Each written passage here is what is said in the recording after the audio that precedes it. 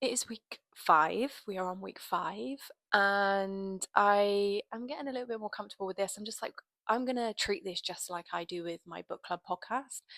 And that's just me coming on, having a little chinwag, and then I normally read parts of the book, and then I give my insights and my experiences or how I'm going to utilize what we're learning in the book. So I'm going to just go with that flow because that's what I know, that's what I like to do. I love yapping, I love talking.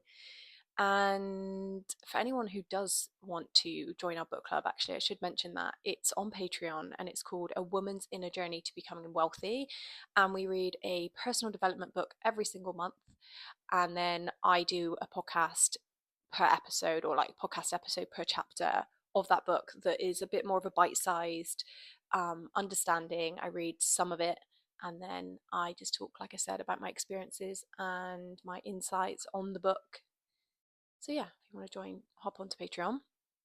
But this week has been really interesting. I've had a great week.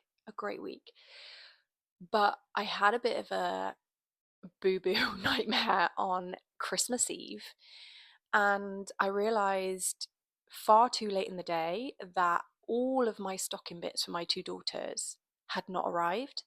And I thought I'd seen the post confirmation. Well, I did see a post confirmation, and so I assumed that it was all delivered. But when I actually checked, there only one item had been delivered from the whole pack that I'd ordered like 3 weeks prior. And it was nothing related to their presents at all. It was just something further underneath of my sink to organize. But I absolutely panicked. I was like, oh my fucking God, I don't have anything for their stockings. And stockings, I feel like, have been quite a tradition for us, and the girls really enjoy them. I really enjoy making them. I really enjoyed receiving them when I was younger. So I was calm to start with. I was like, okay, it's fine. It's not that they don't have them, but they just don't have them now. But as the hours were going by, I could feel myself slipping into panic, but it was like calm panic. But it was more of, I would say, the fear thoughts and then some self criticism of like, how could, you should have checked this, you're so unorganized.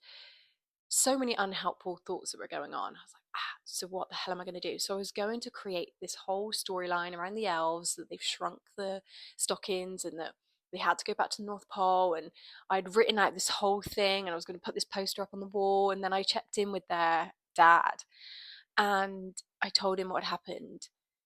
And he was like, you just need to be honest. And it was so interesting because he gave me the advice that I would have given to anybody else. But in that moment, I got so caught up in the fear of disappointing my kids, or them being really upset when they wake up, or them thinking that they weren't remembered, or and I think, as well as being a co-parent, there sometimes I put a little bit of extra pressure on myself. I think a lot of co-parents do this. I've spoken to so many, and I feel like there is this underlying fear that, or the ego sphere, is not anything to do with source, because source would know that everything is as one. There is no separation, but there is a fear that your children will love one of the parents more than the other, and that's something that I have had to really dissolve over time, and it hardly ever shows up anymore. But in this case it did, and I could feel myself almost scrambling for a just something that would soften the story for them and soften their disappointment. And then when their dad said, just tell the truth, like, it is what it is. You've got their Santa presents. They're going to wake up to presents. They're just not going to get their stockings right now. They're going to get the stockings when you see them after I've had them. And I just felt this instant relief when he said to tell the truth. Because my motto is always, you will never regret the truth, because it is the truth, right? It was, didn't mean to happen. It was just a mistake, right? So they woke up in the morning, and I had done this whole treasure hunt or present hunt for them that I do every single year, and they love it, and they're going to find the clues and that. And then we got to the subject of the stockings, and I just said the truth. I was like, you'll get them on Tuesday. The delivery didn't come in time, so you'll have a whole stocking and a bonus Christmas day on Tuesday when I see you. And they were buzzing. And their reaction was so shocking to me. I was almost waiting for some tears. And they were really happy, the fact that they get an extra bonus day of Christmas. And it just reminded me that the truth is the cleanest thing always, rather than lying on the elves and making it seem like they had made the mistakes. So that was a moment, and I really had to kind of check in with myself and use some of the Sedona method and just listen to what was trying to come up and release it and just open arms and allow the fears and the thoughts that were coming up, but also not believing in them and choosing to do the right thing. So that was really interesting. We had a great Christmas day. My mum was over, and if you had listened to the week before, I have been taking some space from our relationship, and it's probably the longest time that I've ever taken space. And I must say, I think it's done the relationship a lot of good, because previously there was a lot of anxiety from my mum, that she felt that she needed to regularly check in with me. And I had a lot of anxiety that she wasn't going to be okay without me. So there is something that has definitely helped, and I'm not quite sure exactly what it is, but when we were together on Christmas Day, things felt a lot lighter and more neutralized, I would say. Like I wasn't triggered by a lot of things she does. I actually found them quite funny. And yeah, it felt like and feels like our relationship is about to take a new level, and a new level of maturity and a healthy amount of boundaries for both of us. And it's taken some real time to get there. um, I've really been working on this specific part of my life for the last 3 years, whereas previously I just really couldn't, I just couldn't really be around her. And I had a lot of resentment, a lot of hate towards her, and it would come out in my actions. And I realized I was almost stuck in an age, like a teenager age. All of my reactions felt quite teenager when I would be around her, and I had really limited capacity. And I think I wasn't wrong for that, but I needed to learn how to mature myself out of that and dissolve some of the resentment that I was holding, because ultimately I was hurting myself through that, and also not being, I was kind of creating the reality, I suppose, because my reactions would then create a reaction, and vice versa. You know, we both had our part to play. We both have this enmeshment, or had this enmeshment, and our roles were becoming very obvious to me as time went on. How I was probably amplifying parts of her shadow and parts of her attachment, and then my avoidant and need for withdrawal without question would then amplify parts of her anxious attachment, and it just became this just cycle. um and it's taken some real time to kind of get honest about the role that I play within that, and the story that I continue to say about it, because essentially everything that has happened is the past. So I can continue to talk about the past, and I continue to see her through the lens of the past, but really that's affecting only me. Um, and I've just been experimenting with the possibility that if I changed the script and I changed the story and I really worked on my triggers, would that produce a completely different reality? I'm not sure. I like to believe that that's possible through the things I follow, like Abraham Hicks and Bashar and Joe Dispenza. I like the idea of that. And I do and have been shown the power of the mind, and what you focus on, you attract. So I loosely and lightly, I'm not going to stress and strain it too much, but I'm going to choose a different story. And whilst also keeping some boundaries in and making sure that I do protect my energy. So it's a bit of a balancing act, I think.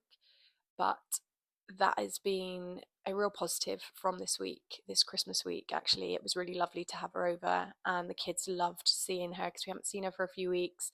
So that was really, really, really nice. Um, and what else has been going on? So the book club that I mentioned has really been a love of mine, and we've been doing the book club now for 18 months.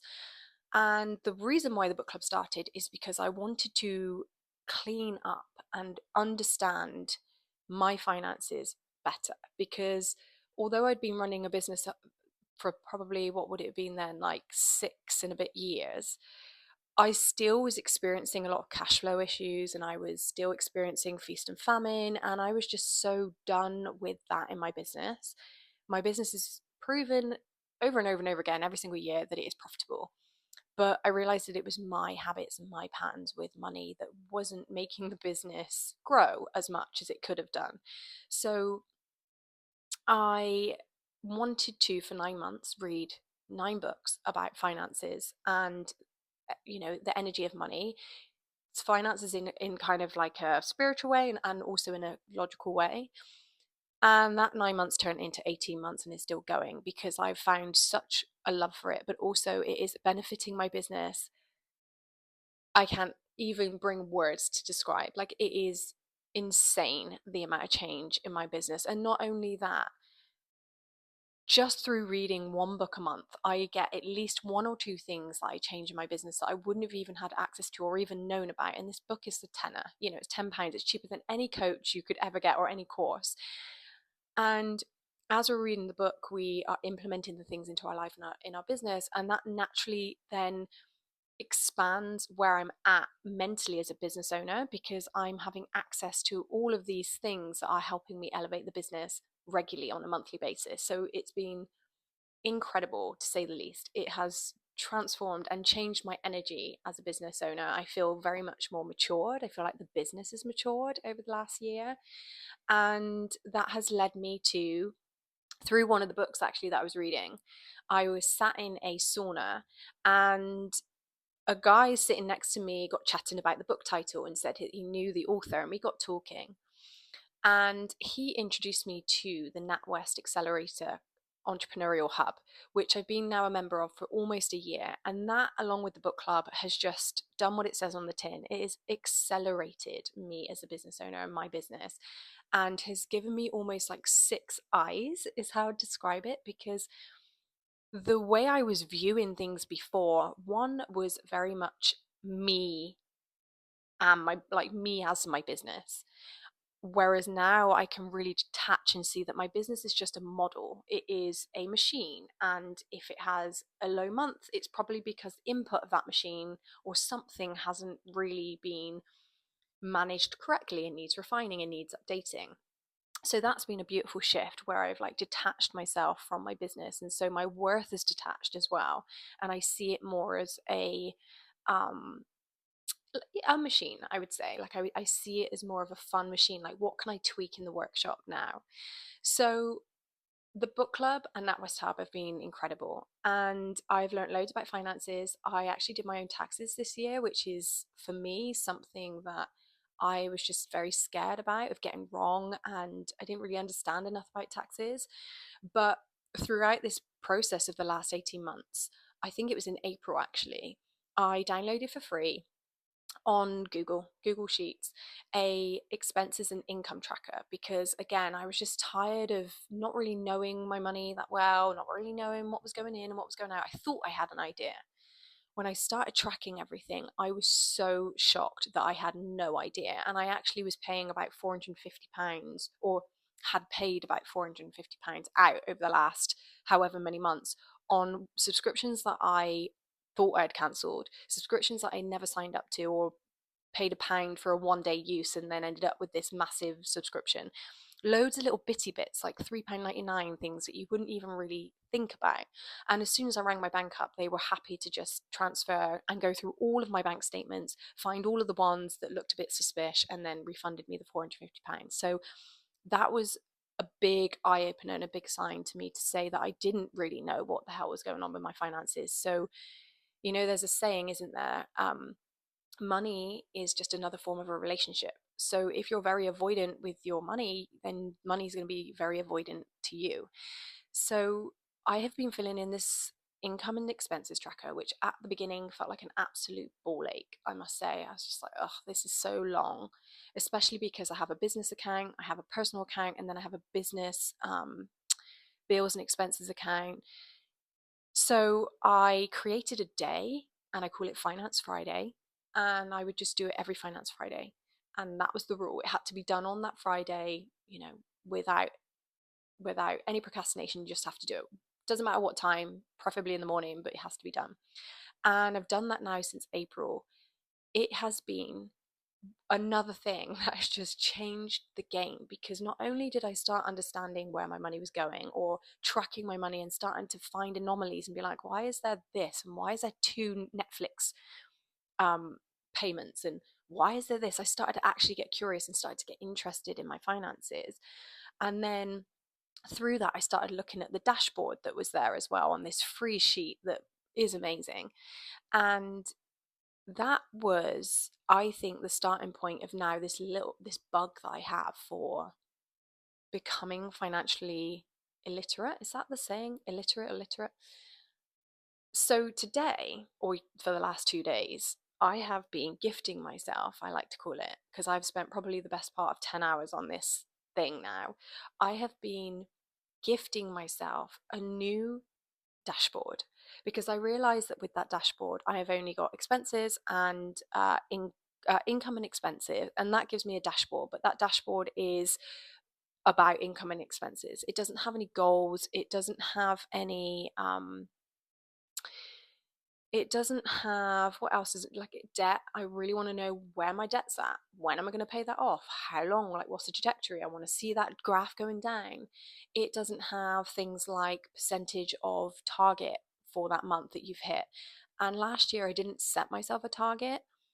I just kind of let things free flow because I've been changing the model of my business slightly. But this year, with this new dashboard that I'm creating, that's going to give me my sales, my net profit, my operations figure after operations, sorry.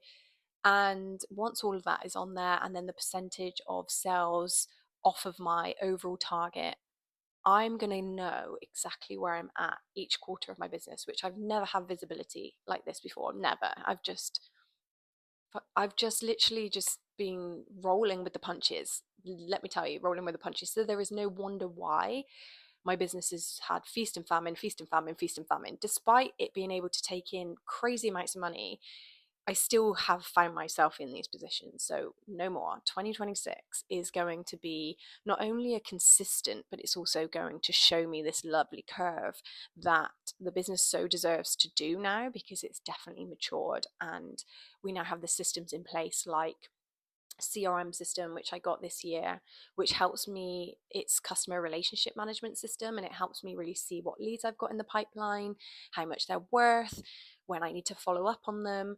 And it has many other capacities that I haven't even really tapped into yet, like marketing and email campaigns and things like that. Um, so the business is doing really well. And I feel like with this new dashboard and this new love for just tracking where I am at financially, it's bringing a whole new lease of life to the business for free, if that's even really makes any sense. But it's it's making things so clear. And on top of that, I was thinking to myself yesterday, as I was putting on my target for next year, and the target is so doable. Like it's a bit over what we've done in the last few years, but so doable. And I thought to myself, why don't I put another target on there, like a joke target, and call it quantum play? Because everything that I'm learning at the moment is very much about, you know, the size of your goal will determine how stretched your mind is. Or there's a famous Jim Rohn. I think I put it down here somewhere on my dashboard. I put a little quote on my dashboard because I want to remind myself why I had this idea.